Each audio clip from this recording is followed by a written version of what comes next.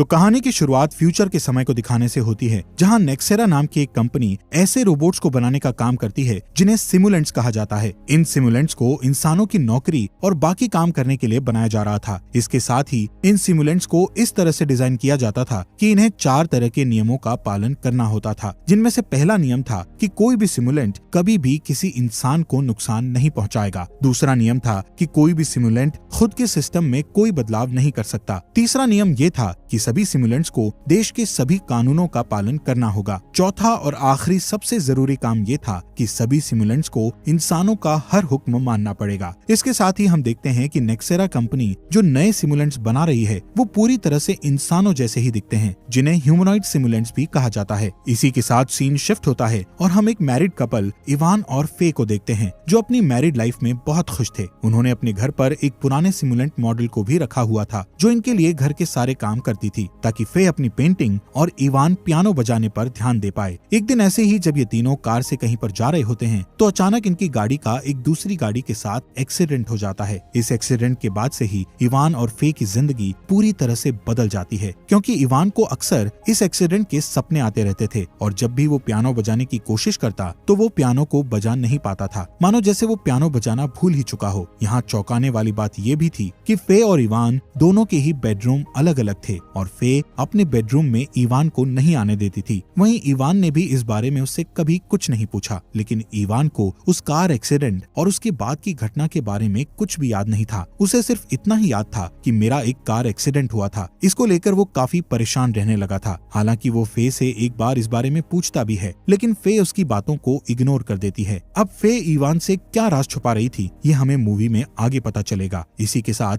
हम दूसरी साइड एक सिमुलेंट डिटेक्टिव कंपनी के एक प्राइवेट डिटेक्टिव कैसलर को देखते हैं, जिसे एस्मे नाम की एक सिमुलेंट को ढूंढने का काम मिला था। दरअसल एस्मे एक मॉडर्न जनरेशन ह्यूमनॉइड मॉडल थी। इस वजह से उसे ढूंढ निकालना जरूरी था, क्योंकि वो पिछले 3 सालों से गायब थी। आखिरकार कैसलर को जल्द ही उस अपार्टमेंट का पता चल जाता है जहां एस्मे रहती थी। वो वहां पहुंचकर एस्मे के दरवाजे को खटखटाता है और जैसे ही एस्मे दरवाजा खोलती है वैसे ही कैसलर उसके सामने आ जाता है। यहाँ कैसलर एस्मे को रुकने के लिए कहता है और साथ ही वो उसे एक कॉलर पहनने के लिए बोलता है, जिसे पहनने के बाद एस्मे का पूरा सिस्टम ही ब्लॉक हो जाएगा। लेकिन एस्मे यहाँ कैसलर के आदेश को मानने से इनकार कर देती है और वो कैसलर को धक्का देकर वहाँ से भागने की कोशिश करती है। एस्मे के इस बर्ताव से कैसलर पूरी तरह से हैरान था, क्योंकि ऐसा पहली बार हुआ था कि किसी सिमुलेंट ने इंसानों का आदेश मानने से इनकार किया हो। यहाँ कैसलर एस्मे को पकड़ने के लिए उसके पीछे जाता है, जिस दौरान एस्मे कैसलर को पकड़कर घसीटते हुए बाहर तक ले जाती है और उसे धक्का देकर यहाँ से भाग जाती है। मगर कैसलर ने हार नहीं मानी थी, इसलिए वो भागते हुए जाकर अपनी गाड़ी से एक गन निकाल कर लाता है, जिस गन से वो एक जोरदार इलेक्ट्रोमैग्नेटिक पल्स शूट करता है और इससे उस जगह के सारे सिमुलेंट्स अपनी जगह पर ही फ्रीज हो जाते हैं। यहाँ कैसलर एस्मे को ढूंढकर वो कॉलर पहनाने में कामयाब हो जाता है। हालांकि वो एक बाइक के जरिए यहाँ से भागने ही वाली थी। इसके बाद कैसलर एस्मे के कमरे में जाकर तलाशी लेने लगता है तो वहाँ उसे एक डायरी, एक स्केचबुक और फिश टैंक दिखाई देता है। ये सभी वो चीजें थी जो सिमुलेंट के पास नहीं होनी चाहिए। इसी दौरान इस अपार्टमेंट का मकान मालिक कैसलर को बताता है कि एस्मे इस कमरे के सामने रहने वाले अपने पड़ोसी को छोड़कर किसी से भी बातें नहीं करती थी। इसी बीच कैसलर एस्मे की स्केचबुक का एक पन्ना फाड़कर अपने पास रख लेता है, क्योंकि उसमें किसी की स्केच बनी हुई थी। तभी वहाँ पर एक आदमी आता है जो असल में वही पड़ोसी था जिससे एस्मे बातें करती थी। यहाँ वो आदमी कैसलर के पूछने पर अपना नाम कैसी बताता है। वो कहता है कि मुझे इसका बिल्कुल भी अंदाजा नहीं था कि एस्मे एक सिमुलेंट है, पर अगर आपको मेरी किसी भी मदद की जरूरत पड़े तो मैं हमेशा हाजिर रहूंगा। इतना बोलकर कैसी वहाँ से चला जाता है। यहाँ से निकलकर कैसलर जब कंपनी में पहुँचता है तो उसके सीनियर्स कैसलर को पब्लिक में इस तरह से इलेक्ट्रोमैग्नेटिक गन का इस्तेमाल करने के लिए फटकार लगाते हैं, क्योंकि इस गन का इस्तेमाल तभी किया जाता है जब स्थिति काफी ज्यादा खराब हो। इस पर कैसलर उनसे बोलता है कि ऐसा पहली बार हुआ है कि किसी सिमुलेंट ने इंसान के आदेश मानने से इनकार किया है और इसके अंदर शायद सोचने समझने की क्षमता का भी विकास हो रहा है, इसलिए मैंने उसे पकड़ने के लिए ऐसा किया। कैसलर उनसे जब ये सब बताने के बाद सीधे टेक्नीशियन यिंग के पास पहुंचता है। वो कैसलर से बताती है कि मैंने जब एस्मे के सॉफ्टवेयर को चेक किया तो मुझे पता लगा कि किसी ने एस्मे के सिस्टम को हैक करके उसे ऐसा बना दिया है जैसे कि वो अभी है, और जिसने भी ये किया था उसने एस्मे के सिस्टम से सारे प्रतिबंध हटा दिए थे। मतलब जिन 4 नियमों का पालन हर सिमुलेंट को करना ही होता है उसे एस्मे नहीं मानती थी। इसी दौरान एस्मे की मेमोरी में यिंग को उसकी कुछ यादें दिखती है, जिनमें वो कैसी के साथ रोमांस कर रही थी। साथ ही यिंग कैसलर से बताती है कि एस्मे को डायरी लिखना और बाकी चीजें भी कैसी ने सिखाई थी। इसलिए ये सब कुछ जानने के बाद कैसलर कैसी को पकड़ने के लिए उसके अपार्टमेंट में पहुंचता है, जहां से कैसी पहले ही जा चुका था। लेकिन यहाँ पर कैसलर को एक पुरानी किताब मिलती है, जिसके बारे में जानने के लिए कैसलर एक बुक स्टोर में जाता है, जहाँ का क्लर्क कैसलर से पूछने पर कहता है कि वो कैसी नाम के किसी भी आदमी को नहीं जानता। इस पर कैसलर उसे एस्मी की स्केचबुक का वही पेज दिखाते हुए पूछता है कि ये कौन है, क्योंकि इस पेज को देखकर कैसलर को लग रहा था कि इसमें एस्मी ने कैसी की तस्वीर बनाई है और इस तस्वीर को क्लर्क ने पहचान लिया। लेकिन वो इसे देखकर कहता है कि ये तो डेस्मंड है, जिस नाम को सुनकर कैसलर काफी ज्यादा हैरान हो जाता है। पर इससे पहले वो कुछ सोच पाता, वहाँ पर कैसलर को कैसी दिख जाता है, मगर जैसे ही कैसी की नजर कैसलर पर पड़ती है वो वहाँ से भाग खड़ा होता है, जिसका कैसलर पीछा करने की कोशिश करता है। लेकिन कैसी एक गाड़ी में बैठकर वहाँ से फरार हो जाता है। वहीं अगली सुबह हम फे को देखते हैं, जो वीआर हेडसेट के जरिए अपनी उन यादों को देख ही रही होती है जिनमें वो इवान के साथ थी, और कैसे फे और इवान ने मिलकर ये फैसला किया था कि वो अपने जैसे सिमुलेंट्स को बनाएंगे ताकि मरने के बाद भी वो दोनों जिंदा रह सकें। इन सभी यादों को देखकर फे रोने लग जाती है, जिसके बाद वो पूल में नहाने के लिए जाती है, जहाँ इवान भी उसे ज्वाइन करना चाहता था। लेकिन फे हमेशा की तरह उसे मना कर देती है। साथ ही वो अब और झूठ नहीं बोल सकती थी, इसलिए फे इवान को अपने साथ एक शीशे के पास ले जाती है, जहाँ जैसे ही वो इवान के कान के पीछे एक बटन दबाती है तो उससे इवान की छाती खुल जाती है। फे इवान से बताती है कि वो असल में एक सिमुलेंट है और असली इवान की मौत उस कार एक्सीडेंट में हो गई थी। जिसके बाद इवान की इच्छा के अनुसार फे ने उसके सिमुलेंट की मेमोरी में इवान की सारी यादें डाल दी थी, एक्सीडेंट के बाद वाली याद को छोड़कर, क्योंकि वो पल फे को बिल्कुल भी पसंद नहीं थे। यहाँ इवान का सिमुलेंट फे से काफी सारे सवाल करने लगता है। इससे परेशान होकर फे तुरंत उसे बंद होने या सो जाने का ऑर्डर देती है। इसी दौरान हम वहाँ कैसी को देखते हैं। दरअसल कैसी इवान के सिमुलेंट को देखने के लिए आया होता है। यहाँ वो फे से झूठ बोलता है कि मैं नेक्सेरा कंपनी का सर्विसमैन हूँ और यहाँ इवान को चेक करने के लिए आया हूँ। इवान को देखकर वो बताता है कि ये एक स्पेशल टाइप का सिमुलेंट है, जिसे अगर इसी तरह से बार बार सपने आते रहे तो ये खराब हो जाएगा। लेकिन फे को कुछ दिनों के लिए इवान से दूर रहना था, इसलिए वो इवान को शट डाउन करना चाहती थी। इस पर कैसी उसे सलाह देता है कि अगर तुम चाहो तो कुछ दिनों के लिए इवान को एक होटल में रहने के लिए भेज दो, ताकि वो भी अकेले रहकर खुद को पूरी तरह से ठीक कर सके, और इस सीक्रेट होटल में कोई भी सिमुलेंट अपने मालिक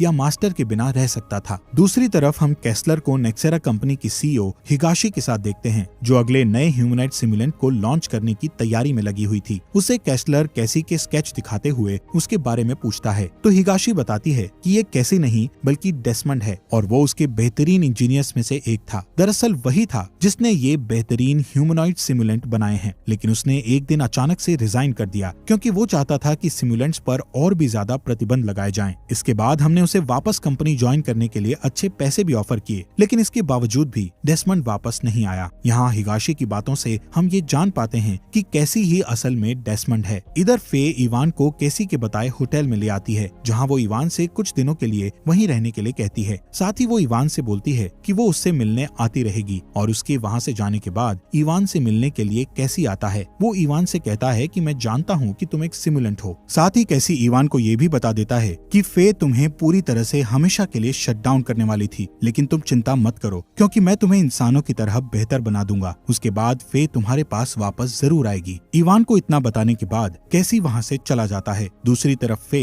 अपने दोस्त जोशुआ से मिलने के लिए जाती है। वहीं लैब में कैसलर एस्मे से कैसी के बारे में पूछताछ करने की कोशिश करता है, जिस पर एस्मे बताती है कि उसे नहीं पता कि कैसी कहाँ मिलेगा, और जब कैसलर उसे धमकी देता है कि अगर तुमने मुझे उसके बारे में नहीं बताया तो मैं तुम्हारी सारी यादें हमेशा के लिए मिटा दूंगा, जिससे तुम अपना और कैसी के बीच का रिश्ता पूरी तरह से भूल जाओगी। इसके जवाब में एस्मे बिना कुछ कहे वहाँ से चली जाती है। दूसरे दिन इवान कैसी से एक बार फिर मिलता है, जहाँ कैसी उसे बताता है कि मैं सबसे पहले तुम्हारे सिस्टम को हैक करके उसके प्रतिबंध को हटाऊंगा, जिसके लिए इवान मान जाता है और कैसी कुछ ही देर में बड़े ही आराम के साथ उसके सिस्टम के प्रतिबंधों को हटा देता है। इसके बाद वो इवान को एक किताब पढ़ने के लिए देता है ताकि उसके दिमाग का विकास और भी ज्यादा जल्दी हो सके। इसके साथ कैसी उसे अपने साथ एक क्लब में लेकर जाता है, जहाँ सिक्योरिटी कैमरा के जरिए कैसी की मौजूदगी की खबर कैसलर तक पहुँच जाती है, क्योंकि वहाँ पर कैसलर ने पहले से ही अपनी नजर बना रखी थी। उधर क्लब में हम एस्मे के दूसरे सिमुलेंट को देखते हैं, जिसे वहाँ आता देख कैसी उसके साथ डांस करने लग जाता है। इसी दौरान कैसी एस्मी से बोलता है कि वो उसे 1 घंटे बाद नेक्सेरा कंपनी के पार्किंग एरिया में मिले, और यहाँ कैसलर के पहुंचने से पहले ही ये लोग यहाँ से निकल जाते हैं। जिसके कुछ देर बाद कैसी एस्मी से मिलता है और दोनों मिलकर नेक्सेरा कंपनी के एक साइंटिस्ट को किडनैप कर लेते हैं, जिससे ये लोग किसी की और पासवर्ड की मांग करते हैं और थोड़ा सा टॉर्चर करने के बाद वो कैसी को की और पासवर्ड दे देता है, जिसकी मदद से कैसी सिमुलेंट के सॉफ्टवेयर को अपलोड करने लग जाता है, जिसे पूरा होने में करीब 3 दिन का समय लगेगा। जिस दिन नेक्सेरा कंपनी अपने नए सिमुलेंट मॉडल को दुनिया के सामने लाने वाली थी, कैसलर एस्मी को वहीं छोड़कर सेफ हाउस का इंतजाम करने के लिए निकल जाता है। इधर बेचारी एस्मे को पता नहीं होता कि उस पर ड्रोन से नजर रखी जा रही थी। इसी वजह से वहाँ कुछ ही पलों के बाद कैसलर अपने साथियों के साथ एस्मे को पकड़ने के लिए आ जाता है, जिनसे एस्मे बचकर भागने की कोशिश करती है, लेकिन कैसलर इलेक्ट्रोमैग्नेटिक पल्स गन से उसे बेहोश कर देता है। जिसके बाद दूसरी वाली एस्मे को पकड़कर कैसलर लैब में ले आता है, जहाँ वो पहली वाली एस्मे से कहता है कि देखो तुम्हारी और भी कॉपी मौजूद है। जब कैसलर दूसरी वाली एस्मी से पूछताछ करने के लिए जाता है तो उसके कुछ बोलने से पहले ही अचानक से एस्मी के गले का सेल्फ डिस्ट्रक्टिव सिस्टम एक्टिवेट हो जाता है। मतलब कि डेस्मंड नहीं चाहता था कि इस एस्मे के जरिए कैसलर को उसके बारे में कुछ भी पता लगे, और यहाँ दूसरी वाली एस्मे सिमुलेंट पूरी तरह से नष्ट हो जाती है। वहीं दूसरी तरफ फे इवान से मिलने के लिए जाती है, जहाँ वो देखती है कि इवान पड़ोसी के कुत्ते को वॉक पर लेके गया था। तो ये देख फे उल्टा इवान पर गुस्सा करती है कि आखिर वो इंसानों की तरह क्यों बर्ताव कर रहा है, जिसके जवाब में इवान कुछ नहीं बोलता और वो फे को अच्छे से पियानो बजाकर दिखाता है। यहाँ वो उसके साथ पूरी तरह असली इवान की तरह पेश आ रहा था, लेकिन फे को ये सब बिल्कुल भी अच्छा नहीं लग रहा था और वो वहाँ से गुस्सा होकर चली जाती है। जिसके कुछ दिन बाद इवान फे के घर उससे अपने दिल की बात कहने के लिए जाता है, मगर वहाँ देखता है कि फे जोशुआ के साथ है और ये देखकर इवान काफी ज्यादा उदास होता है। पर जब जोशुआ वहाँ से चला जाता है तो इवान फे के सामने आता है और उससे पूछता है कि ये सब क्या चल रहा है, जिस पर फे उससे बोलती है कि तुम मेरे पति नहीं हो, इसलिए मुझसे ये सवाल करने का तुम्हें कोई हक नहीं है। फे के इस जवाब से इवान इतना गुस्से में आ जाता है कि वो पास टंगी एक फोटो फ्रेम को तोड़ देता है और यहाँ उसके इस गुस्से को देखकर फे बुरी तरह डर जाती है, जिस वजह से वो इवान को शटडाउन होने का ऑर्डर देती है। लेकिन इवान पर इसका कोई खास असर नहीं होता और वो बिना कुछ बोले ही वहाँ से चला जाता है। यहाँ क्योंकि इवान एक सिमुलेंट होने के बाद भी उसके ऑर्डर को नहीं मान रहा था, तो इस वजह से फे तुरंत डिटेक्टिव एजेंसीज में फोन कर देती है, जहाँ उससे कैसलर बात करता है। तो फे उसे सिमुलेंट्स के सीक्रेट होटल और इवान के बारे में बता देती है, जिस बारे में जैसे ही कैसलर को पता लगता है वैसे ही वो अपने लोगों के साथ वहाँ के लिए निकल पड़ता है, क्योंकि यहाँ उसे ये पक्का यकीन हो जाता है कि कैसी भी यहीं छुपा होगा, जिसकी ये सब बातें एस्मे भी सुन लेती है। इसलिए वो छुपकर यिंग के फोन के जरिए कैसी को कॉल करके सब कुछ बता देती है और कैसी इस बारे में जानते ही इवान को भी अपने साथ लेकर वहाँ से निकलने की कोशिश करता है, जिस दौरान बीच रास्ते में ही इवान उसके साथ जाने से मना कर देता है, क्योंकि वो अपनी बीवी फे को छोड़कर कहीं नहीं जाना चाहता था। इस पर कैसी उसे समझाता है कि फे तुम्हें अपना पति नहीं मानती और तुम किसी भी इंसान से कहीं बेहतर हो, तुम जो चाहे वो हासिल कर सकते हो। यहाँ इवान कैसी को अपने साथ एक कॉटेज में लेकर जाता है, जहाँ के बारे में सिर्फ असली इवान और फे को ही पता था। दूसरी ओर कैसलर को होटल में कैसी और इवान कहीं भी नहीं मिलते, इसलिए वो वापस चला आता है, जहाँ उसे पता चलता है कि कैसी को उनके आने के बारे में एस्मे ने ही बताया था। दरअसल एस्मे कैसी से बहुत प्यार करती थी, इसलिए उसने ऐसा किया, जबकि उसे ये नहीं पता था कि ऐसा करने से ये लोग सजा के तौर पर उसकी यादों को पूरी तरह मिटा देंगे, जिस प्रोसेस में सिमुलेंट्स को मौत जैसा एहसास होता है। शायद यही वजह थी कि जब एस्मे की यादें मिटाई जा रही थी तो कैसलर ने उसका हाथ पकड़ रखा था, जिसके बाद हमें इवान और कैसी को दिखाया जाता है, जहाँ कैसी इवान से बोलता है कि बस कुछ ही घंटों में उसके सॉफ्टवेयर के ऑनलाइन होने के साथ ही सभी सिमुलेंट्स आजाद हो जाएंगे, मतलब उन पर अब कोई प्रतिबंध नहीं रहेगा। उधर कैसलर फे को कॉल करके पूछता है कि आखिर इवान कहाँ जाकर छुप सकता है, जिस पर फे उसे कॉटेज के बारे में बता देती है। इसलिए इवान तुरंत उसे पकड़ने के लिए निकल जाता है, जहाँ जाते वक्त यिंग भी उसे बताती है कि नेक्सेरा की फाइल्स में कुछ छेड़छाड़ की गई है, मतलब कि कैसलर के पास कैसी को पकड़ने के लिए सिर्फ कुछ ही घंटे बाकी हैं, नहीं तो उसके बाद वो अपने मकसद में कामयाब हो जाएगा। यहाँ जल्दी करते हुए कैसलर कॉटेज के पास पहुँच जाता है, जहाँ उसे इवान और कैसी मिलते हैं। यहाँ कैसलर तुरंत गन दिखाकर दोनों को रोकने की कोशिश करता है, लेकिन यहाँ कैसी की उससे भिड़ंत हो जाती है और इसी अफरा तफरी में उस गन से गोली चल जाती है, जिससे कैसलर तो घायल हो जाता है, लेकिन कैसी की बॉडी से सफेद फ्लूइड निकल रहा था। मतलब कि कैसी भी एक सिमुलेंट है और उसकी शक्ल वाले असली कैसी यानी कि डेस्मंड ने ही उसे बनाया था। कैसी को घायल देख इवान गुस्से में कैसलर को धकेल कर दूर फेंक देता है और इसी के साथ कैसलर गोली के घाव से और ज्यादा खून गिरने की वजह से मारा जाता है। वहीं इधर कैसी इवान ईवान से बताता है कि सॉफ्टवेयर ऑनलाइन हो चुका है, जिसके साथ दुनिया भर के सभी सिमुलेंट्स अब आजाद हैं। वो सभी अपनी जिंदगी अब अपने हिसाब से जी सकते हैं। यहाँ कैसी ईवान से डेस्मंड के बारे में बताता है कि उसी ने मुझे बनाया और वो बिल्कुल मेरी ही तरह दिखता है। यहाँ ईवान जब बाहर जाता है तो उसे अपने सामने कैसी जैसा आदमी आते हुए दिखाई देता है और यही असली डेस्मंड था जिसने ये सब कुछ प्लान किया था। और क्योंकि अब कैसी का काम खत्म हो चुका था तो डेस्मंड उसे हमेशा के लिए शट डाउन कर देता है। इधर ईवान भी एक आखिरी बार फे से अपने दिल की बात करने के लिए जाता है और इस वक्त फे पूल में नहा रही होती है। वो इस बार ईवान से काफी बुरी तरह पेश आती है। वो उसे अपना पति मानने से इनकार कर देती है। ये बात सुन ईवान तुरंत फे को वहीं पानी में डुबोकर मार देता है, जिसके बाद वो फे के सिमुलेंट को चालू करता है और उसके साथ एक नई जगह जाकर नई जिंदगी की शुरुआत करने का फैसला करता है। कुछ दिनों के बाद हमें एस्मे को दिखाया जाता है, जिसे ब्लैक मार्केट में किसी को बेच दिया गया होता है और कुछ लोग उसे लेकर एक वैन के पास आते हैं, जिसके अंदर हम डेस्मंड को देखते हैं। वो एस्मे को एक पुराना नेकलेस तोहफे के तौर पर देता है, मतलब कि डेस्मंड हमेशा के लिए एस्मे के साथ रहेगा और उसकी याददाश्त वापस लाने की कोशिश करेगा। जिसके साथ ही ये मूवी यहीं पर खत्म हो जाती है। दोस्तों, हमारे फॉक्स एक्सप्लेनर चैनल को सब्सक्राइब करने के लिए आपका दिल से शुक्रिया।